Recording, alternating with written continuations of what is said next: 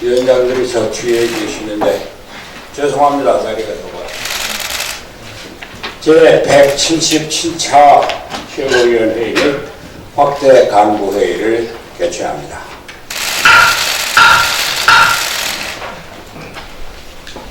왕이 중국 국무위원 겸 외교부장이 지난 4일부터 한국을 방문하고 어제는 문재인 대통령을 접견했습니다. 중국 왕이 외교부장의 한국 방문을 진심으로 환영합니다. 한중 관계는 빼야 뺄 수 없는 중요한 관계로 이념과 진영을 넘어서 행복과 평화와 번영의 중심에 서기를 기대합니다.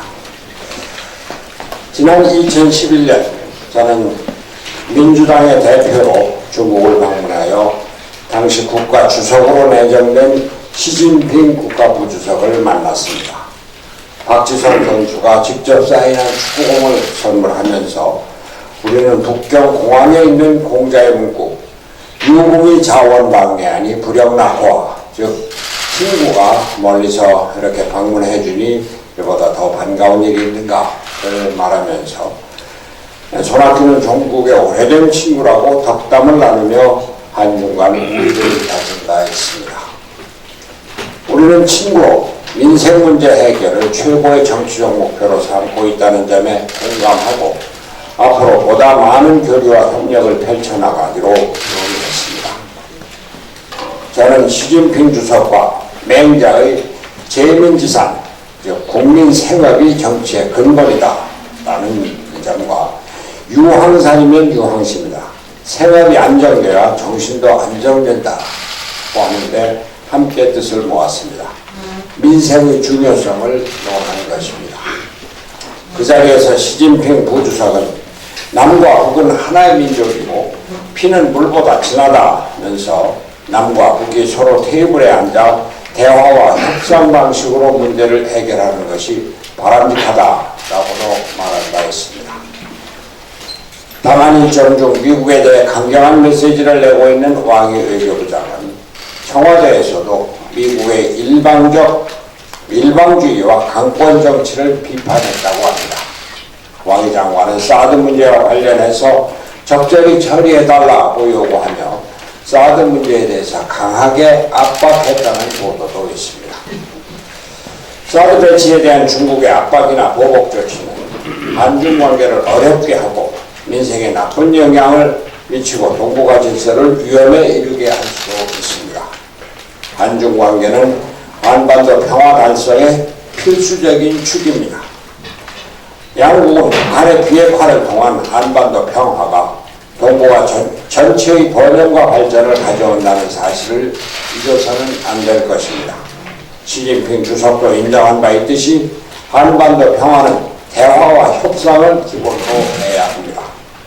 저는 다시 한번 왕이 장관 대한민국 방문을 계기로 한중의 민생협력과 북한의 비핵화 및 미사일 개발 저지에 함께 나가기를 기대합니다.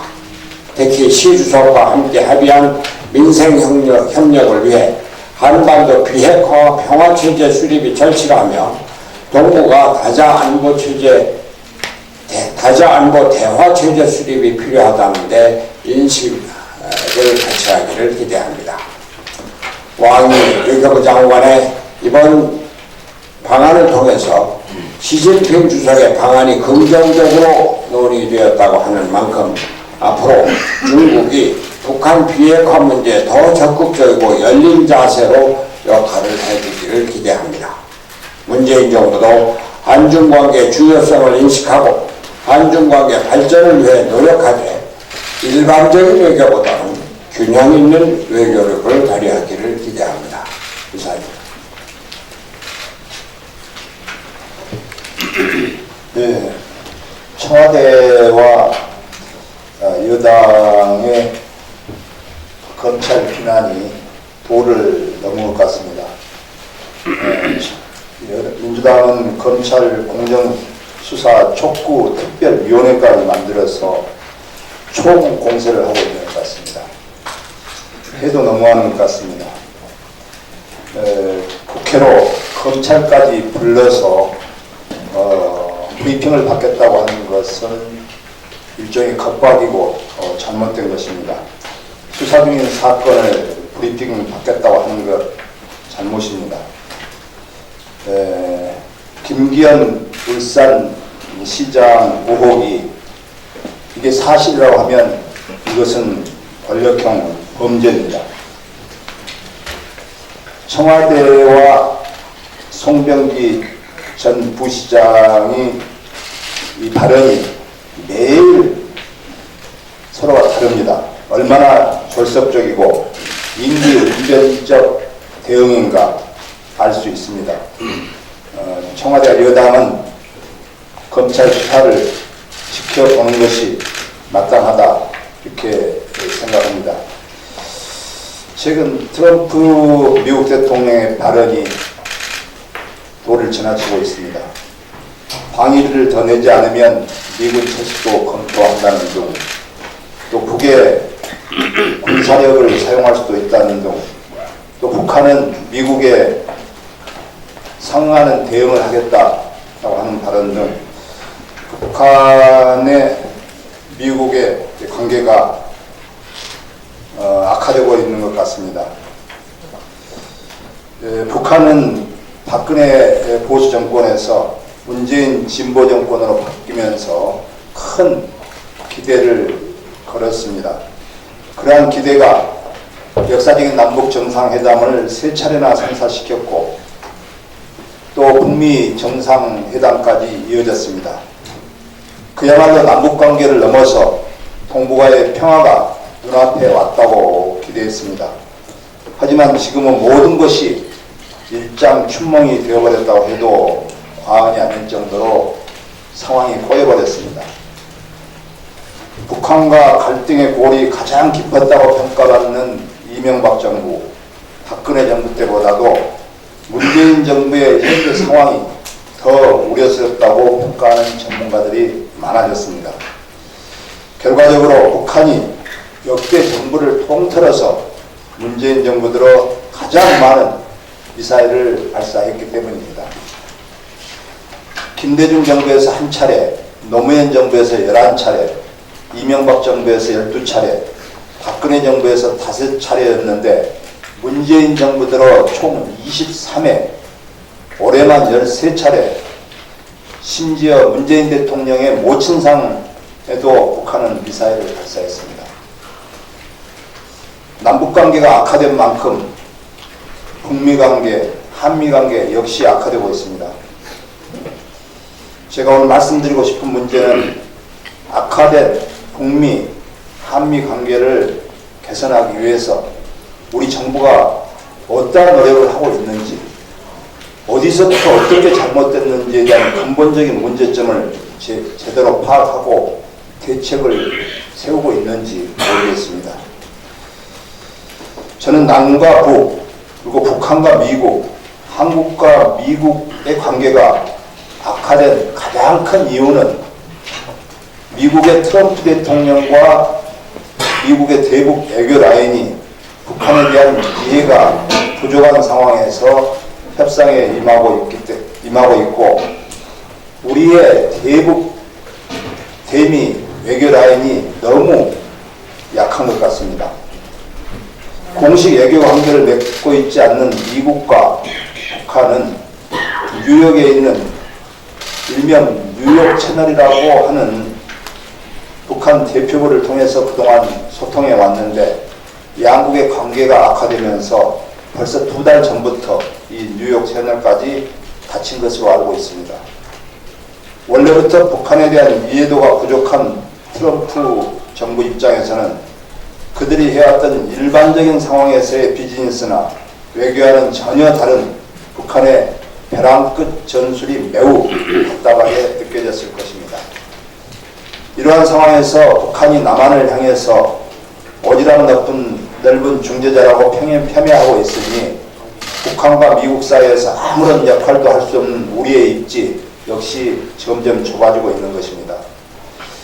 우리 정부가 미국과 북한 사이에서 제대로 된 역할을 하기 위해서는 공식적인 채널을 강화하고 대미 애교 라인도 강화하고 나아가서는 민간 차원의 접촉을 늘려가는 것이 대안이 될 수 있다는 점을 말씀드리고 싶습니다.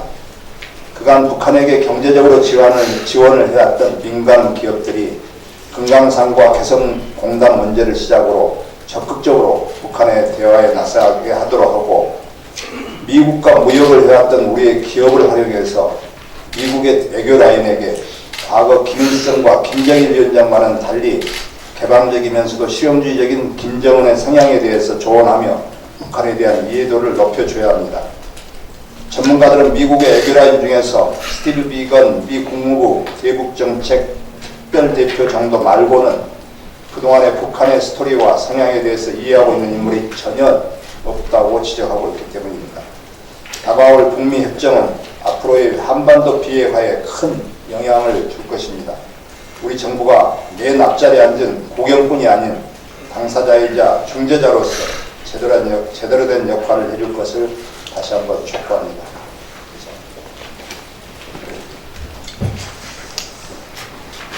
네, 정기국회 종료까지 불과 5일 남았습니다. 여야가 원만한 의사일정과 합의 처리를 하지 못하고 깊은 수렁에 빠지게 된 점에 대해서 국민들께 매우 송구스럽습니다. 그러나 정상적인 국회 운영, 또 민생법안 처리는 정치적 선택의 문제가 아니라 헌법이 정한 의무입니다.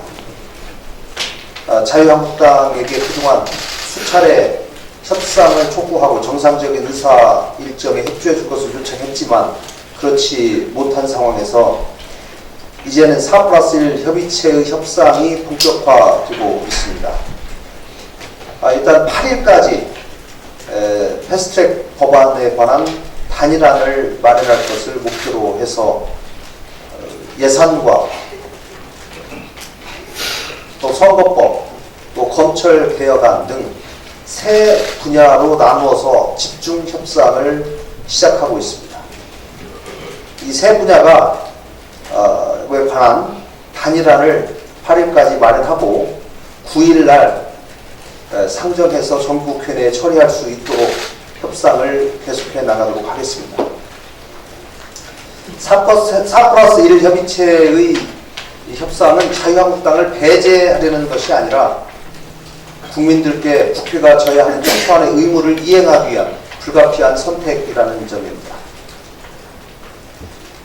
그러나 4+1 협의체도 9일 날 상정하기 전까지도 자유한국당과의 협상의 끈을 놓지 않겠습니다. 또 협상의 문을 열어놓고 자유한국당 협상에 들어온다면 끝까지 협상을 하도록 하겠습니다. 자유한국당에게 다시 한번 촉구합니다. 선거제도 개혁안과 사법제도 개혁안에 대한 이견이 있을 수도 있습니다. 그렇다면 이견을 좁히고 상호 간에 용인 가능한 협상안을 만들기 위한 노력을 하는 것이 정상적인 정당의 의무이고 또 국회에 속한 정당이 해야 할 일입니다.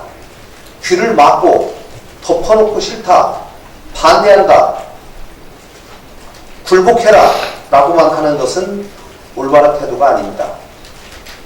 대우각성하고 협상에 진지하게 임할 것을 다시 한번 촉구합니다. 울산시장 선거 개입 의혹 사건과 검찰 수사 문제에 관해서 한 말씀만 드리겠습니다. 청와대와 여당의 검찰 압박을 그만하기를 촉구합니다. 역대 정부 들어서 여당과 검찰과의 관계가 이렇게 악화된 적이 있는가? 오히려 국민들이 걱정하고 있습니다. 나라가 어디로 가려고 하는가? 나라가 무슨 꼴인가? 이러다가 무슨 일 나는 거 아닌가? 라고 하는 걱정을 할 정도입니다. 검찰 개혁은 개혁대로 하면 됩니다. 그러나 수사는 원칙대로 해야 합니다. 검찰은 수사 결과로 답해야 됩니다. 철저한 진상규명만이 이러한 문제를 극복하는 처음이자 끝이다 라고 하는 점을 강조하고자 합니다.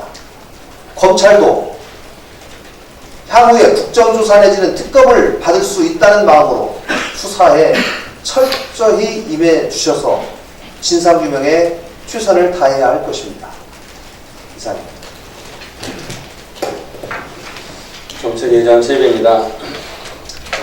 일주일 전인 지난 11월 29일 법사위에서 데이터 3법 중 개인정보보호법과 신용정보법이 원내 대표 간 합의사항이라며 곧 있을 본회의에 통과시켜야 된다며 시간에 쫓겨 제대로 검토도 하지 않은 채 통과시키려는 시도가 있었으며 만일 통과가 되었다면 정말 큰일 날 뻔했습니다. 지난 수요일 과방위에서 데이터 3법 중 하나인 정보통신망법을 통과시키면서 부대 의견으로 개인정보보호법에 대한 문제점을 지적하고 법사위에서 데이터 3법이 함께 논의될 수 있도록 해야 된다며 요청을 했습니다. 과방위 부대 의견은 제가 법사위에서 지적한 내용과 일맥상통하는 내용들로 데이터 3법의 법률 용어나 정의 조항 등이 서로 일치하지 않아 법률 체계나 정합 문제가 될 수 있다는 점, 가명 정보라 하더라도 정보 주체인 개인들의 권리가 보호될 수 있도록 해야 된다는 점, 개인정보가 침해되는 경우 보다 강력한 처벌 등으로 사후 조치가 있어야 한다는 점 등을 제시하였습니다. 또한 국가인권위원회에서도 이러한 내용들을 제시하여 법안에 반영해야 한다는 의견을 국회에 제시한 바 있습니다. 하지만 일부 언론들은 지난 법사위에서 데이터 3법을 통과시키지 않도록 한 것에 대해서 빅데이터 산업을 망치는 것처럼 보도하고 있습니다. 산업과 기업의 이익도 중요하지만 개인의 인권보다 우선될 수 없음을 다시 한번 밝힙니다. 제가 데이터 3법 개정안에 대한 문제점과 개선 방안을 정리하여 여당에 전달하였습니다. 정부 여당은 지금이라도 저와 함께 국민의 인권을 보호하면서도 빅데이터 산업이 육성될 수 있는 법안을 만들 수 있도록 협조해 주실 것을 요청드립니다. 국세청은 지난 4일 1919년 2억 원 이상의 국세를 1년 넘게 내지 않은 개인과 법인 고액 상습 체납자 6,800명의 명단을 공개했습니다. 이들이 체납한 금액은 총 5조 4천억 원입니다. 지난주 기재위에서는 고액 상습 체납자에 대해 최대 30일간 유치장에 감치할 수 있도록 하는 국세징수법 개정안을 의결했습니다. 호화 생활을 누리면서 밀린 세금은 나몰라라 하는 고액 상습 체납자의 기본권을 제한하고 체납세금 징수율을 높일 수 있다는 점에서 환영할 만한 일입니다. 다만 모든 체납자가 악의적으로 납세 의무를 회피하는 것은 아닙니다. 경기 침체와 사업 부진 등으로 납부 능력을 상실한 국민과 재산을 빼돌리고 고의로 세금을 체납하는 국민에게 동일한 잣대를 들이대면 안 될 것입니다. 조세 부과에 있어의 형평성도 중요하지만 기본권 제한에서도 형평성은 매우 중요합니다. 이를 위해 체납자에 대한 감치 신청이 이루어지기 전에 충분한 의견 진술과 소명자료 제출 등이 이루어질 수 있도록 시행령을 마련해야 할 것입니다. 정부는 권리만 누리고 의무를 회피하는 악의적 고액 상습 체납자를 줄이는 것이 곧 공정경제 실현의 밑바탕이 된다는 점을 명심하고 실효성 있는 제도 개선에 힘써 주시기 바랍니다. 마지막으로 오늘 10시에 국회 도서관 소회의실에서 가맹사업 미투 브랜드 난립 방지를 위한 정책 토론회를 제가 주최하기로 하였습니다. 토론회 자리에서는 사업 노하우를 충분히 갖추지 못한 가맹본부의 난립을 막기 위해 사업 개시 전 직영점 운영 경험을 의무화하도록 하고 가맹사업자인 소상공인의 피해를 방지하도록 하는 내용을 다룰 예정입니다. 언론에 많은 관심을 부탁드립니다. 이상입니다.